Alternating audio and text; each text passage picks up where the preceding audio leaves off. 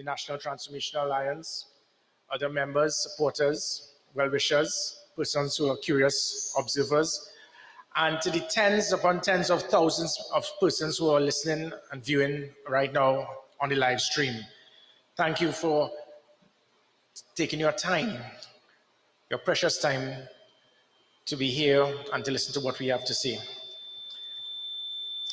On most occasions, I will speak about a number of different things, but today is just one word, and it will basically summarize everything that I will say in the few minutes that I'm here. One word, and that is leadership. Leadership. What we have seen in this country over the last few months has been void in leadership, absence in leadership. You know, strange enough, and I could even refer to looking at the World Cup football.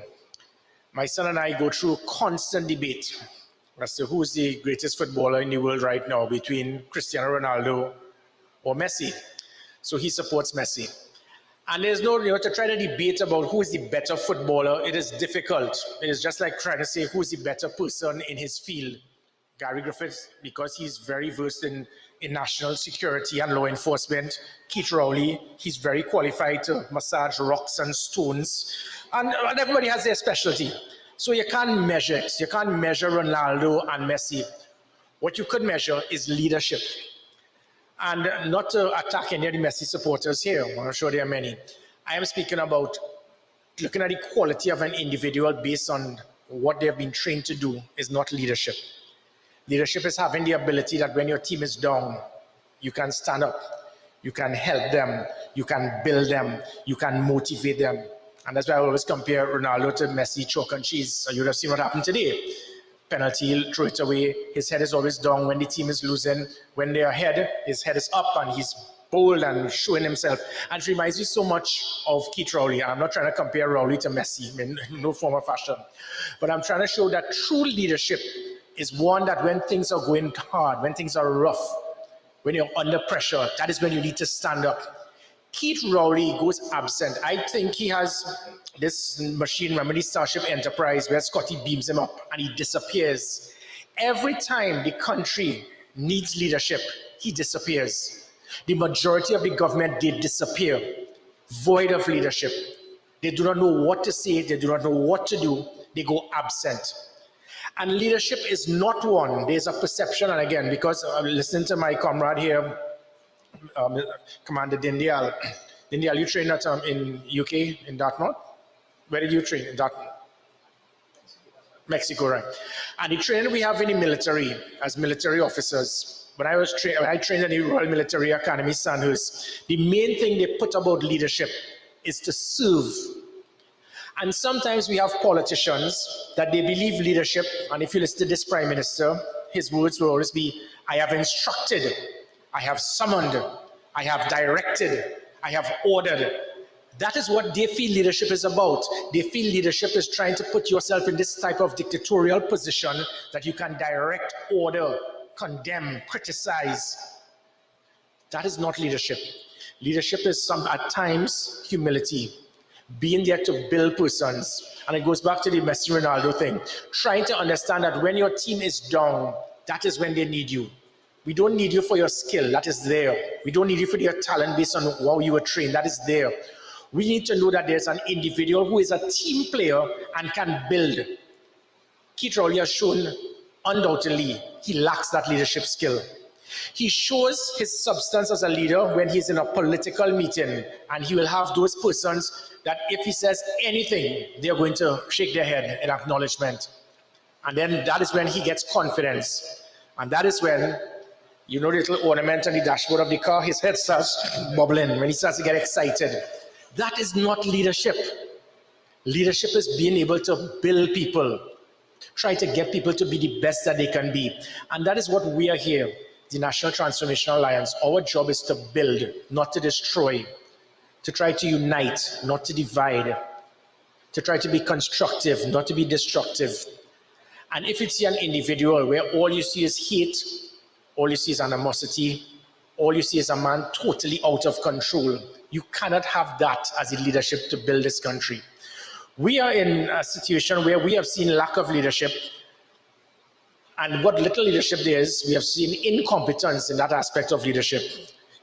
Recently, from the floods, landslides, the nationwide blackout, the Paria disaster, traffic management or lack of, crime, communication to the public or lack of. And every single aspect where leadership is required, they have gone absent, they've gone silent. And you could go one after the other. From the floods that we have seen recently, you know, usually people will say, well, sometimes it is an act of God, and if you have too much water and there's not enough place for the water to be drained, it can happen. And yes, we have seen that in developed countries, we've seen that all over the world. But what is more important is what would the state be able to do to try to minimize the damage done, and what action is taken after. And that is where it is the difference between professionalism and incompetence will come in. If you recall situations from Carnival 2020, how we were able to put proper structures in place to ensure that it was the safest carnival ever. If you go back to the in 2018, when there was a massive flooding and the country was divided in two, I never thought the country could ever be divided more than politicians, but that day in 2018, the country was really divided. It was split in two, just right here, somewhere right here around Chaguanas and the environs. And what we had to do is the leadership that was required. I was up to my waist in water for several hours, and that is the leadership that we wanted.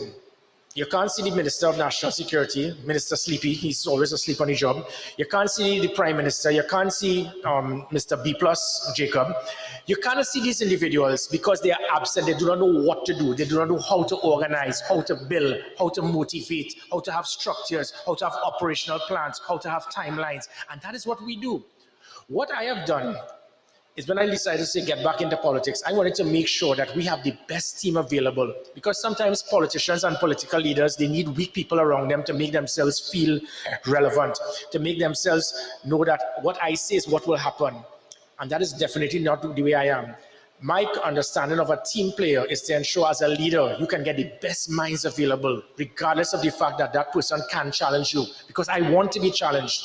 I did it in the military, I did it as a national security advisor, I did it as a minister of national security, I did it as commissioner of police. I hate yes people. I want people that can challenge me and can tell me this is wrong. Keith Rowley's cabinet cannot do that.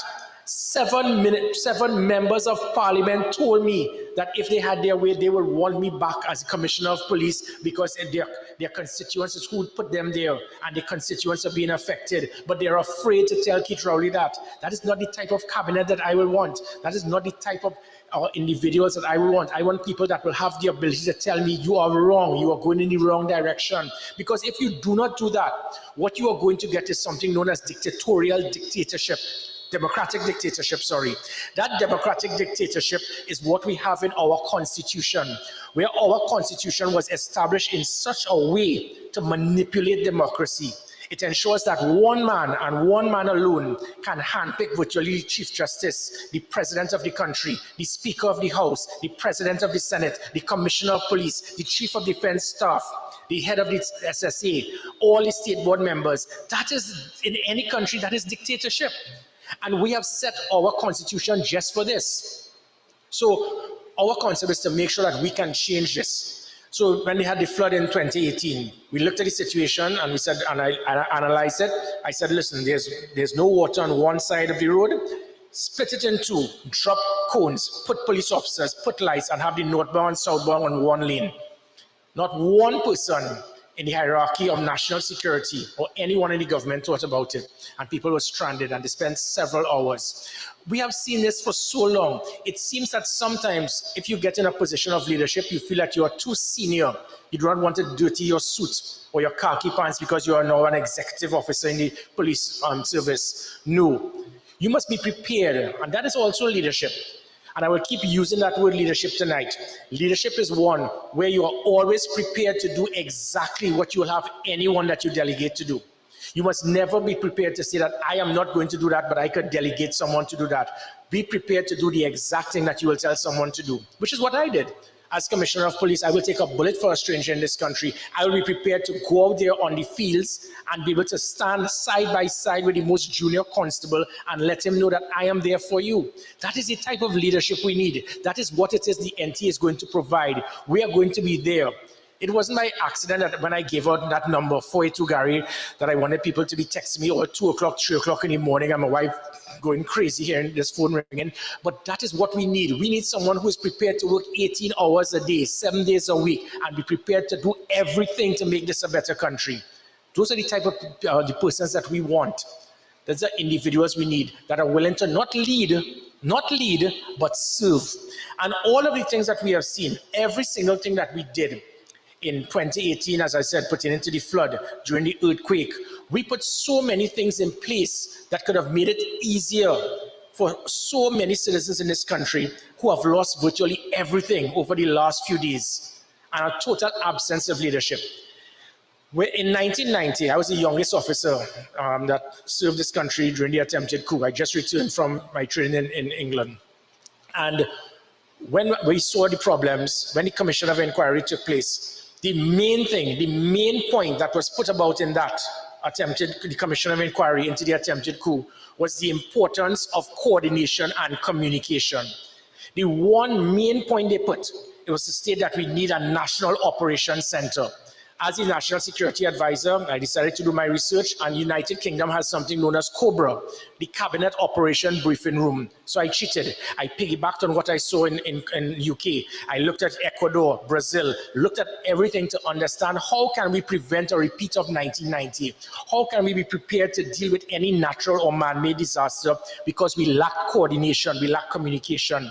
And by setting up that National Operations Center, we saw the results. In 2014, when I was Minister of National Security, it was the lowest number of serious crime in 25 years, because the National Operations Center was a strategic part to that. When I became Commissioner of Police, because Minister Dillon, he decided to shut down that system of the NOC and handed it over to the SSA, as stupid as it was. So the PNM government decided to shut down and dismantle the one thing that the Commission of Inquiry recommended to prevent a repeat of 1990. It gives the impression that they would like to see that to happen again. The one thing that was done to ensure we can be prepared for natural and man-made disasters. And that coordinating center ensured that we can be able to monitor what is happening, making sure that all the different arms of the protective services will be in one area. And then you have the different ministries, the Ministry of Work, the Ministry of Health, the Ministry of Local Government, the Ministry of Works and Transport, National Security, all of them working together, and the Ministry of Communication. We have a Minister of Communication with all of these things. He has not said a word. The man spends more time on social media typing LOL on a Rhoda Barrett page than trying to tell the country what needs to be done and how to communicate to the country for them to understand how to deal with a natural or man-made disaster. And that is the point I'm trying to say, that we had something so good that would have assisted this country. And now we have seen it recently with the nationwide blackout, because they shut down that NOC. The Minister of Energy, Keith's blue-eye boy, his little mini-me, and mini-me decides that, I'm not calling Stuart Young name, no.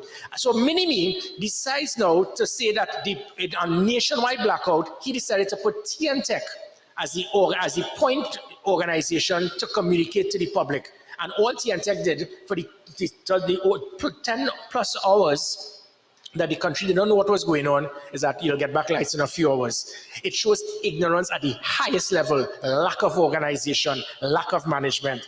And it goes on and on. The Paria disaster was the same thing.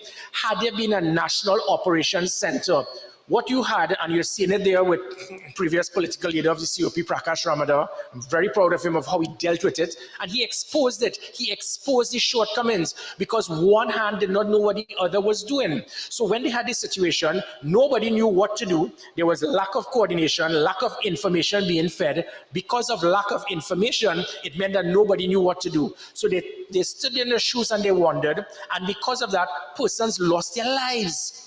A National Operations Center would have ensured that all the information was fed in real time, and then we'll be able to have the information to now, bam, come with an operational plan to get in there and get it done. And that is what we need. We need doers. We don't need talkers. We need people that will go out there and get the job done. They decided to shut down the National Operations Center, and that was one of the main reasons why the Paria disaster took place, because one hand just did not know what the other was doing. Again, lack of leadership. So I have stated we have seen the absence of a prime minister, a minister of national security sleeping on the job, the commissioner of police. And then with all of this, with all of the floods and everything taking place in the country, the acting commissioner of police says, well, we'll increase patrols. If West Indies lose a test match, Jacob will say to increase patrols. If Argentina will lose a World Cup game, increase patrols. It is the old-time type of policing. They do not know what to do, void of ideas, void of leadership. So you need to say, look, I'm doing something. What increased patrols has to do, what does that have to do with a situation of a natural man-made disaster? You would have seen what we did. I immediately ignited an alert state, got everybody on deck, making sure you had a proper communication system on the 999, making sure the 482 Gary, the online reporting, the app reporting, all of these things, by the way, he has dismantled. And because of that, the country now could not contact the police. The police now could not assist. The most basic thing for police in a situation like this is traffic management. And traffic management meant that if you had the operational command center and the commissioner's command center, which has also been dismantled, if not watered down, that would have ensured we pinpoint every time there's traffic somewhere, and the police will immediately dispatch officers to that specific location to assist in reducing the number of hours persons were stranded. And you'd have seen it. Every time there's traffic, we will have police officers because we were monitoring the country. We had it on lockdown.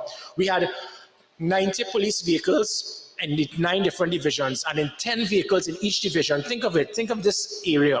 Think of this area where you have 10 vehicles 24 hours a day strategically placed with GPS tracking, monitoring the area of responsibility, ensuring that you can have an immediate response. All of these things played a part to crime reduction, and I'll come to that shortly. But all of that is why it worked. And why did it work? Again, going back to what the previous speakers have stated, that LAMP model: leadership, accountability, good management, and measurement of performance. People will ask, well, that would have probably worked in the police service, but it would not work to govern a country. Well, let me tell you this. When I took over the Trinidad and Tobago Police Service, there was 14% confidence in the Trinidad and Tobago Police Service. When I left, it was 55%. Now I think it's back down to less than 10%. The reason at 14%, it was one of the lowest in confidence and trust that the public had in any institution in the public service. When I left, it was the highest. And the reason for that is because we use those principles to ensure proper accountability, measure the performance of each and every police officer, make sure that there was good management in every station, every division, every region, and above all, ensuring proper leadership. You cannot have leadership when it is someone has the audacity to state that after going on 600 murders for the year, you decide to give yourself a B+. But you know, the reason why he is doing that is because he feels and knows that he has the support of some of others in wearing political pants. And I go to why it is that I applied for the position of Commissioner of Police, because I've never stated it before. Trinidad and Tobago, I've been there. I've served my country in different ways. I've spent 17 years in the military. I've been a national security advisor. I've been Minister of National Security. I've been Commissioner of Police. I have served my tour of duty. I don't need the stress. I don't need the complication. What I was doing is to ensure that I am given the opportunity to serve my country. And that is why I applied for the position as Commissioner of Police in 2018. And I did it to the best of my ability. I'm not perfect. No one is. But at least I tried. And the reason why I have reapplied for this position, and people are saying, well, how could you apply for a position and still be a political leader of a party? So let me clarify. In the military, when we make decisions, we think 3 steps ahead. That is why it is, when people say, well, gosh, you're going to put a military officer as a possible political leader. I think it's about 31 presidents of the United States out of the 43, 44 odd had military service. And this is not in any way to glorify the military, but the military has a lot of things of leadership, service to country. And those things it helps try to make that person someone who can serve a country and serve well. So when looking at 3 steps ahead, I was fully aware that there is not a snowball chance in heck that I will ever be appointed as Commissioner of Police. So my application for Commissioner of Police was specifically for one thing and one thing only, to show to the country the arrogance of one individual. Because had I not applied, he would have then stated, well, I didn't reject him, he didn't apply. But I am going to apply, and I did apply. And if and when I come first, let him for once be a man and say that he rejects me in Parliament. Don't send dog whistle messages to the Police Service Commission. Don't go and treat the President's house as if it is a post office and you want to have meetings there to try to influence people. Be a man for once and go in Parliament. Or is it that you're afraid that your 22 members of Parliament, a few of them will decide to say, I am doing what is right for the country and you are not going to dictate? Because if that happens, that means a government can very well collapse. Because now it shows that the Prime Minister does not have control of his members of Parliament. So I am pushing that envelope. And let me tell you something, when it comes to, well, would he come first? Usually I don't do these things. But let me just tell you, in 2018, when we had the assessments for Commissioner of Police, I knew nothing about policing. And the results had, I want to compare myself with Mr. B+. Management skill for Gary Griffith, 4.4 to Mr. B+ Jacob, 4.15. Work integrity for Gary Griffith, 4.55 to Mr. Jacob, 4.15. Panel interview, Gary Griffith, 40.69, Jacob, 32.27.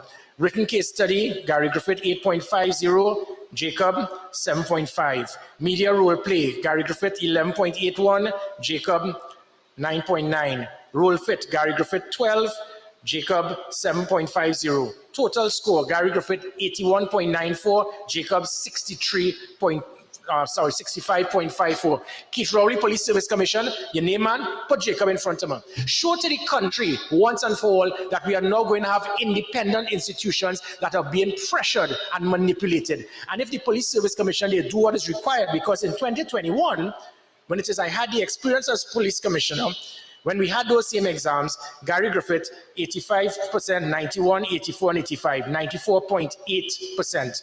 The closest senior police officer, 50, 50, 59, 60, 77%. Defeated them by over 17%. Are you going to tell me that now, this time around, that I won't come first? So Police Service Commission, you want to let us see if you're independent. And if you are independent, and you do, because I could write with my left hand those exams and still top that exam. But let Keith Rowley decide to reject me. And it will show once and for all to the country that this individual does not care about the country. And that is the reason why I applied. So I didn't apply because I want to work. I didn't apply because I need a job. I've been there. I've done that. I have proven myself and I serve my country well, to the point that 89% of the country in the official polls that were done stated that they wanted me to return as Commissioner of Police. And three things alone should be the criteria to select a Commissioner of Police, because in any non-banana republic, that is what is done. It is done based on the crime statistics. 2, it is the public trust and confidence that the public will have of the police service under your tenure. And 3, the public trust and confidence that the public will have of you as the individual. So let us compare. In my last year, from August 2020 to August 2021, it was the highest reduction in every violent crime in 25 years in Trinidad and Tobago. We went to 342 murders, 250 murders reduced. In Jacob's last year, 586. It was the highest number of murders in the history of anyone in any given year, in any period in this country. And this man gives himself a B+. And the reason when I'm saying this is that we need to accept the fact that if and when a decision is made and one man could say, I do not care what the country needs, I do not care what the country wants, I do not care what the majority of the country demands, I do not care who is the best person for the job, I do not care who is the person that is best suited to reduce crime, I do not care who came first in the exams, it shows that person is full of hate and is totally out of control. Because he will now be saying to himself, I do not care what is best for the country. I do not care if blood flows. I know that I am making this decision. And I challenge the 21 members of parliament, the 7 of you all who shoot at me and telling me that you wish that you could bring me back as commissioner of police. Be a human being that remember that oath you put on that Bible. You swore an oath to your God, to your country, and to the people. You did not swear an oath to Keith Rowley. Make the right decision. And I can tell you, that is why Keith Rowley is afraid to send that to parliament. Because if 2 or 3 members of parliament do the right thing, do the honorable thing, the government would collapse. I am now going to also mention about the concerns that we have about abuse of state resources. We intend to ensure that what we are seeing right now in our constitution, the government has the capability to infringe on your own privacy, your constitutional rights. We have a situation where an acting commissioner of police is now going ahead and giving a directive to intercept the phones of political opponents of the PNM. This cannot be accepted. You cannot be. This is what happened in 2010, which is why we formed the Interception of Communication Act, not knowing that and forgetting that if the Prime Minister appoints the Commissioner of Police, he can very well influence or pressure the Commissioner of Police to do what is required. So we have a situation now where our financial institutions are also being used to try, not the banks, but financial institutions in the states that are supposed to be involved in intelligence gathering and investigations, digging up into the bank accounts of anyone who is seen as a political opponent of the government. This cannot continue. You cannot be using state resources to target political opponents of the government. I have done a lot, and I could do much more, but I am one individual. And that's why I continue to ask for all of you all, come forward and make that decision to see if that we can turn this country around. I have seen hypocrisy at the highest level with this government. And this is not to knock the PNM. The PNM is a political party that has done a lot for this country, just as the UNC have done. It is not the political party, it is the people. And we need to send a signal to these individuals that you've been weighed, you've been measured, and you've been found wanting. They have played their hand, they have failed miserably. We have reached a situation now where people are wondering, do we really have space for a third party? Do we have space to bring a new political party? Well, let me tell you something. It started in 1981. 1981, it started with the ONR, 91,000 votes. 10 years later, in 1991, it moved to the NAR, 127,000 votes. 16 years later, in 2007, it moved to the Congress of the People, 147,000 votes. Now we've gone 15 years later. What happens now? Now it's known as the NTA. 200,000, most probably, even more. Because the good thing is that younger people are saying to themselves, before, you see, like 10, 20, 30 years ago, this is a PNM house, this is a UNC house, you need to know how to vote. The younger persons, because of technology, they are now understanding and looking at what is happening and telling daddy and mommy, when it is that you vote blindly, because you have blind loyalty for a political party, that is not going to help us. That is not going to see about us. That is not going to give us a better way to live. We need to understand that you have to make a decision of the best people. And that's what we are doing with the NTA. We want the best minds available. And if and when we get into government, our job is not to state who was the person who was an NTA supporter that is going to be part in the serving of this country. Because that is what happens. So when the PNM, for example, wins, only the 300,000 who voted for the PNM or pulling the chairs for Keith Rowley would be considered as a member of parliament or a member of a state board. So you would have now lost over 2/3 of that ability of individuals who could have contributed. And that cannot be right. We do not care whether you're PNM, UNC, ABC, or XYZ. We want to ensure we have the best minds available to make this a great country. And by taking away the politics, it is going to help. Because the political parties have deliberately ensured division by race. Because that is how they succeed. They need to solidify their base. You need to understand that that certainly does not help you.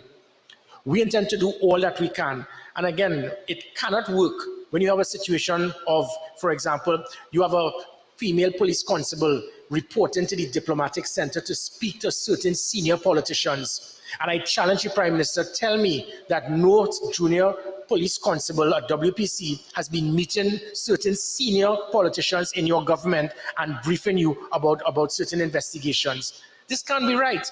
This is, again, goes back to the concern when I speak about known as democratic dictatorship. It has to change. I listened to Caravan earlier, and he spoke about sport. We intend to ensure that sport would be a core curricular activity, not extracurricular. Sport can turn around a country and by helping develop so many young persons, because sport can do so much to develop them, not just to be a good sportsman, but to help them be a better man or woman, because it helps you in the character traits such as leadership, uniformity, punctuality, teamwork, getting the job done. And all of that, that is why we intend to ensure that sport becomes a core curricular activity. It is not going to come by lip service. In the launch of the World Cup, the audacity of the Minister of Foreign and CARICOM and Foreign Affairs, Amy Brown, telling the other members of the diplomatic corps that Trinidad and Tobago would be in the next World Cup in 2026. Amory is not a tender.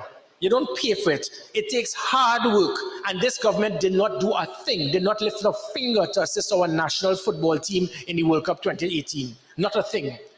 They did not provide anything for them. But you automatically make a stupid comment to believe that, oh, well, let me put the lip service to do as if Trinidad and Tobago could qualify. We can do so much, but our sportsmen have been discarded for decades, because we saw sport as an extracurricular activity. We intend to make it a core curriculum. The final point I just want to, because I don't want to stay too long, has to do with this great word called firearms. One of the speakers mentioned it earlier. So let me just get to it. Again, going back to Mr. Jacob and Fitzgerald Hines, Minister Sleepy, every single thing they speak about is legal firearms. So let me cut to the chase.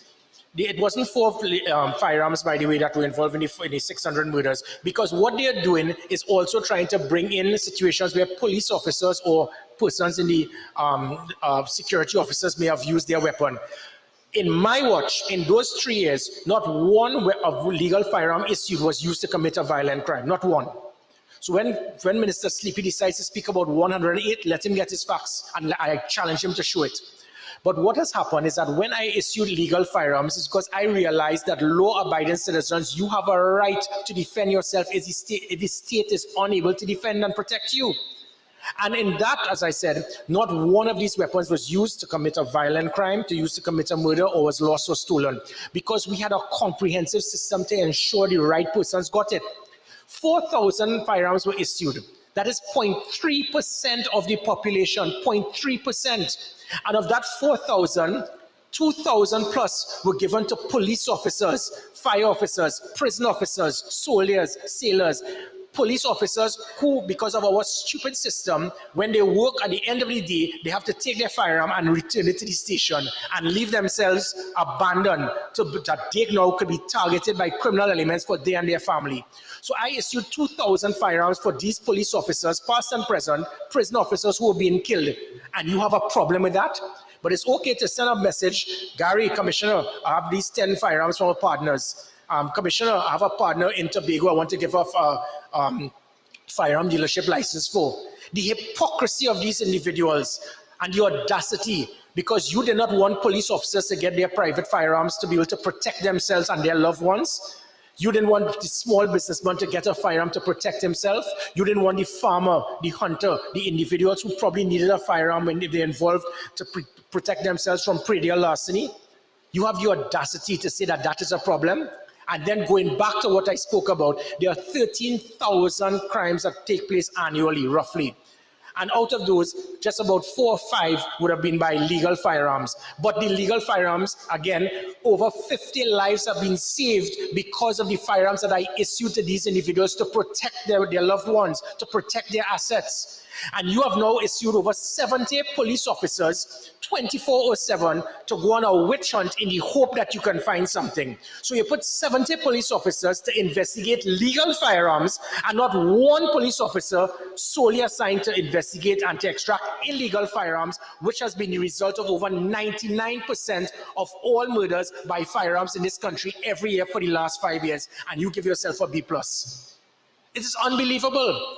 The illegal firearms have been the problem. And I drafted a border protection program to the Prime Minister to put an end to it, because all of the illegal firearms enter through our legitimate port of entry, or the majority, I should say. So when it is that the police, they do their job and over 800 firearms can be seized annually, so after 10 years you can seize about 8,000. In one night, a container could leave the port with 10,000 illegal firearms and get out there because at least 7 containers go missing, disappear annually. And instead of us trying to come up with a plan, which is leadership again, we have the acting commissioner of police, as incompetent as he is, having the audacity now to point fingers at say, why they don't get rid of the head of customs. That is what we have reached to. They are imploding. So he is now trying to target other heads of the protective services and blame them for the situation in this country. That is not leadership. That is not teamwork. That is not serving. And that is the point I'm trying to make. Just before I close, my point is to explain to Trinidad and Tobago, we are here to build a team. We are here not here to point fingers. The Prime Minister, the Minister of National Insecurity, and the Acting Commissioner of Police, they have failed. They have failed miserably. The one thing I would expect and ask the Prime Minister to do is that the Minister of National Security, he needs to be removed immediately. The man does not have a clue. Fitzgerald Hines has made Eddie Dillon look like James Bond. Jacob has made Stephen Williams look like Elliot Ness. These individuals have caused the problems in this country. This can turn around, however. I am not here as a Grim Reaper.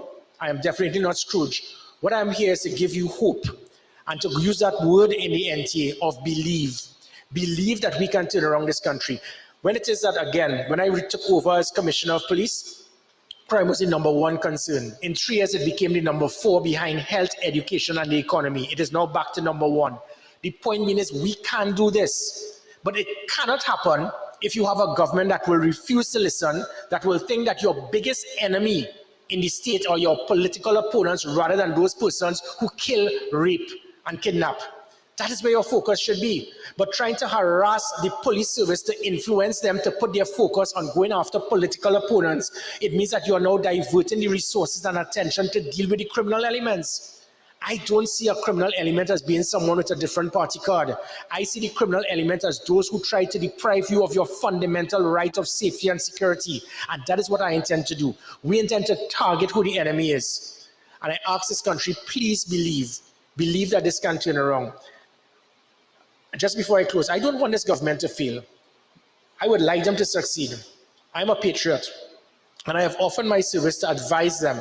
But because of arrogance, because of hate, because of bitterness, because of a man totally out of control, that is not going to happen.